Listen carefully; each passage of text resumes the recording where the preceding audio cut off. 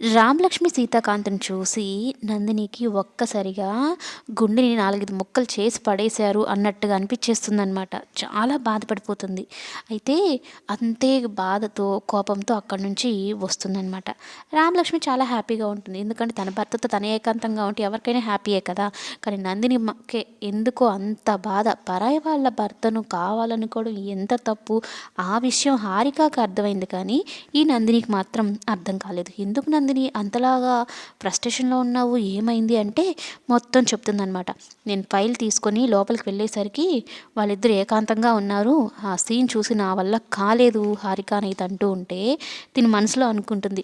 భార్యాభర్తలు ఏకాంతంగా ఉంటే ఏంటి? ఎలా ఉంటే నీకెందుకు?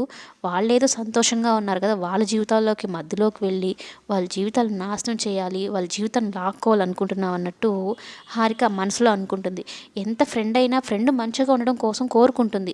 కానీ వేరే వాళ్ళ భర్తను లాక్కుంటానన్నా కూడా ఫ్రెండ్ సపోర్ట్ చేస్తుందా? కానీ ఇంకా ఏం లేక తన మాట కాదనలేక ఫ్రెండ్‌షిప్‌కి వాల్యూ ఇచ్చి కొద్దిపాటి సహాయం అయితే చేస్తూ ఉంటుంది.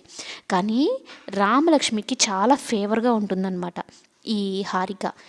రామలక్ష్మినే పొగుడుతూ ఉంటుంది. సీతాకాంత్ ఎక్కడ తనని అంటే నందిని రెచ్చగొట్టే మాటలకు సీతాకాంత్ రామలక్ష్మిని ఎక్కడ దూరం చేసుకుంటాడో అని హారిక అయితే ఎప్పటికప్పుడు రామలక్ష్మిని పొగుడుతూ ఉంటుంది.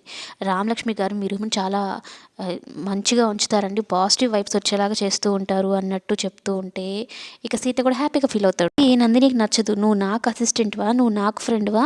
ఆ రామలక్ష్మికి ఫ్రెండ్‌వా? ఆ రామలక్ష్మికి సపోర్ట్ చేస్తున్నావు అన్నట్టుగా కోపంగా చూస్తూ ఉంటుంది.